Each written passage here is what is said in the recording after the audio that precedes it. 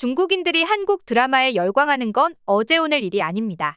올해 초에만 해도 김수현, 김지원 주연의 눈물의 여왕이 중국 내에서 엄청난 화제가 되며 여러 동영상 사이트에 불법으로 유통된 바 있죠. 특히 해당 드라마는 중국에서 인기 한국 남자 배우를 꼽을 때 항상 1위에 거론될 정도로 큰 인기를 누리고 있는 김수현의 오랜만에 복귀작이라는 점에서 더욱 폭발적인 반응을 모았는데요. 그 열풍이 어느 정도였냐면 드라마가 한창 방송될 때 중국 최대 SNS 플랫폼인 웨이보의 눈물의 여왕을 검색하면 분 단위로 관련 게시글이 올라올 정도였습니다. 그런데 지금 또 한편의 신작 한국 드라마가 그 바통을 넘겨받을 것으로 보입니다. 급기야 이 작품에 푹 빠진 중국인들은 대체 중국은 왜 이렇게 만들지 못하냐, 중국 소설을 한국에 줘서 드라마로 만들게 해야 한다는 얘기까지 하고 있다고 하는데요. 과연 어떤 작품일지 자세히 알아볼까요? 요즘 지금 거신 전하는이라는 드라마의 열풍이 심상치 않습니다.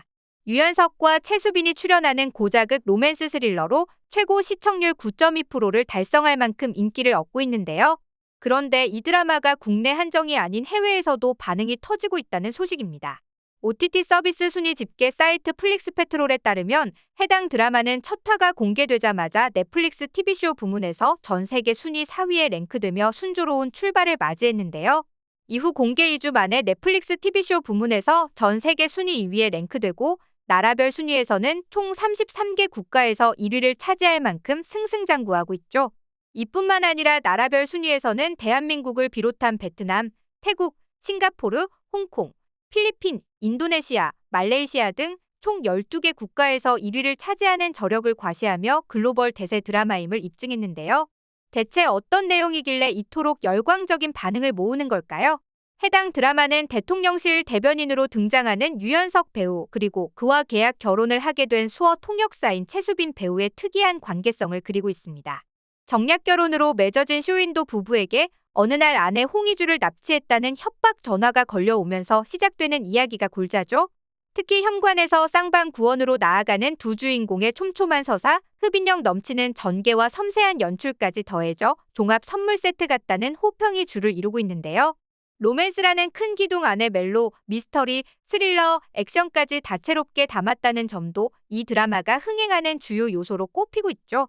그리고 이 드라마는 한국에서 신작 드라마가 나왔다 하면 불법으로 시청하면서 꼬박꼬박 챙겨보는 중국에서도 큰 인기를 끌고 있었는데요. 첫 화가 방영된 지 불과 1시간도 지나지 않았는데 중국 최대 SNS 사이트인 웨이보에는 드라마 관련 내용들이 6천만 건을 넘어가며 다시 한번 한국 드라마의 저력을 보여주고 있습니다. 심지어 중국 바이두에는 원작 드라마를 번역한 글까지 다수 올라와 버젓이 불법 유통되고 있었는데요. 중국의 낮은 저작권 인식을 보여주는 또 하나의 사례였죠. 한편 이 드라마는 중국 유튜브라 불리는 빌리빌리에도 관련 영상만 3,000개가 넘게 올라와 있을 정도로 엄청나게 화제성이 뜨거운데요. 중국 팬들은 매 회차가 끝날 때마다 해당 회차에 대한 다양한 감상을 쏟아내는 한편 다음 회차에 대한 예측을 내놓으며 열띤 토론의 장을 펼치는 중입니다. 이뿐만이 아니죠. 중국 최대의 영화 드라마 평점 사이트 더우반에선 현재까지 평점 8.5점으로 꽤 높은 평가를 받고 있으며 6,000개가 넘는 댓글이 달리고 있는데요. 아래는 그중 재미있는 댓글 몇 개를 뽑아서 읽어드리겠습니다. 줄거리는 구식이지만 만들어지는 분위기는 인류다. 제 유일한 실수는 이 드라마를 처음 방송할 때부터 보기 시작했다는 점이에요. 한 주에 2화씩만 방영되는데 도저히 다음 회차를 기다릴 수가 없어요. 유연석과 최수빈을 캐스팅한 천재는 누구일까? 그 사람에게 상을 줘야 한다. 원작의 마음이 따뜻해지는 장면과 대사는 모두 그대로 유지하고 다양한 디테일을 추가해 캐릭터와 서사를 더욱 풍성하고 풍부하게 만들었습니다. 게다가 배우들의 연기도 정말 좋아요. 왜 내가 중국 멜로드라마를 왜 싫어하는지 이 드라마를 보면 알게 돼. 너무 비교되니까 어쩔 수가 없다. 이거 보고 100% 중국에서 리메이크할 것 같은데 좋은 작품 망치지 마라. 경고한다. 올해의 한드를 꼽으라면 망설임 없이 이 드라마를 선택할 것이다. 특히 비하인드를 보니 유연석 씨의 연기력이 정말 대단한 것 같다. 올해 연말을 지금 거신 전하는으로 마무리할 수 있다는 게 정말 행운입니다. 뒤로 갈수록 마음이 훈훈해지는 스토리가 너무 심금을 울리네요. 몰래 훔쳐보면서도 드라마에 과몰입한 모습이 우프게 느껴지죠. 한편 한국에서 잘 만든 드라마가 나올 때마다 중국인들은 우리는 왜 이런 드라마를 못 만드냐며 열폭하고 있었습니다. 중국도 사실 소설을 원작으로 한 드라마 작품이 방영된 적이 적지 않죠.